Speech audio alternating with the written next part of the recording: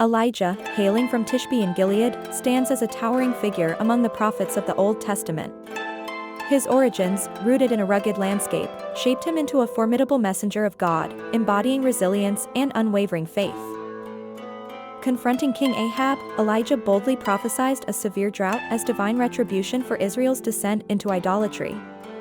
This stark warning underscored the gravity of their transgressions and heralded a challenging period for the nation, marking a pivotal moment in Elijah's mission.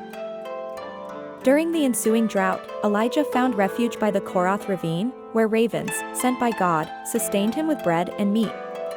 This miraculous provision highlighted the divine care for Elijah, ensuring his survival amidst adversity. Elijah's journey then led him to Zarephath, where he resided with a widow.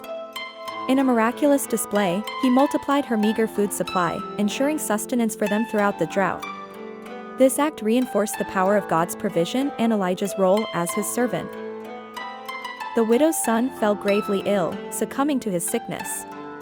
Elijah's heartfelt plea to God brought the boy back to life, showcasing the profound power God wielded through Elijah. This miracle not only restored life but also fortified the widow's faith in the God of Israel. Elijah's challenge to the prophets of Baal on Mount Carmel was a dramatic showdown. He proposed a test to prove whose God was real, Baal or the God of Israel.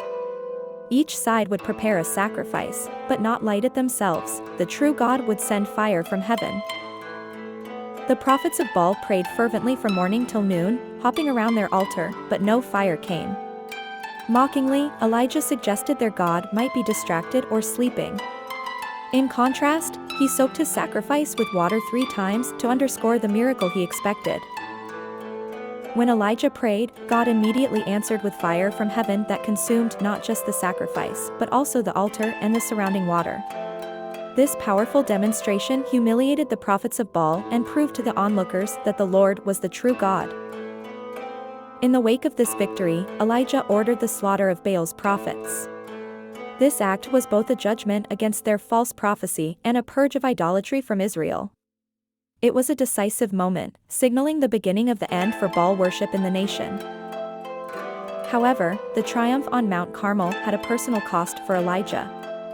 Jezebel, enraged by the defeat and the loss of her prophets, vowed to kill him. This threat plunged Elijah into fear, forcing him to flee into the wilderness, a stark contrast to his boldness on Carmel. Elijah's encounter with God at Mount Horeb was profoundly intimate, marked not by grandeur but by a gentle whisper. This moment underscored the power of quiet faith, showing that divine presence is often found in subtlety rather than spectacle. Following divine guidance, Elijah anointed Hazael, Jehu, and Elisha, setting a domino effect in motion for Israel's future. This act was more than a mere transfer of leadership, it was a strategic placement of key figures to fulfill God's plan. Elijah's confrontation with Ahaziah's idolatry showcased his unwavering commitment to denouncing false gods. His prediction of Ahaziah's demise was not just a prophecy but a declaration of the consequences of forsaking the true God.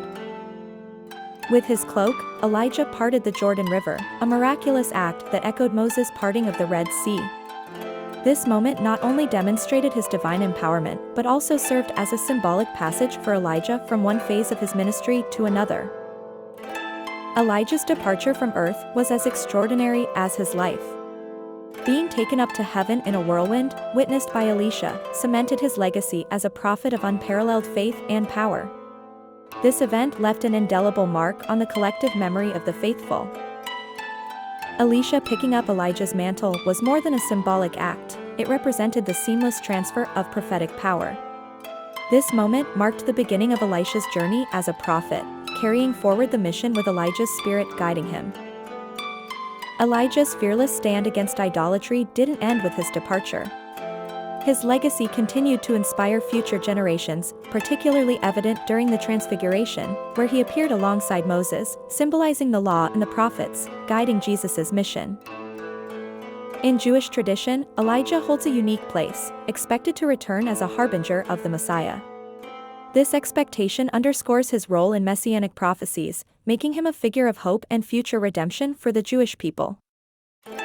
Christian thought reveres Elijah as a precursor to John the Baptist, who prepared the way for Jesus. This connection underscores Elijah's importance in the narrative of salvation and his role in heralding a new era of faith. In Islam, Elijah, known as Elias, is celebrated for his unwavering commitment to monotheism. His story is a testament to the enduring significance of his message and the shared reverence for his legacy across different faiths. In Islam, Elijah, known as Elias, is revered as a prophet who stood against the worship of Baal, echoing his biblical narrative of courage and faith. His story inspires Muslims to remain steadfast in their faith amidst adversity. The enduring significance of Elijah's story transcends religious boundaries, resonating across different faiths and generations. His legacy of confronting idolatry and embodying divine zeal continues to inspire believers worldwide to pursue righteousness and maintain their faith against all odds.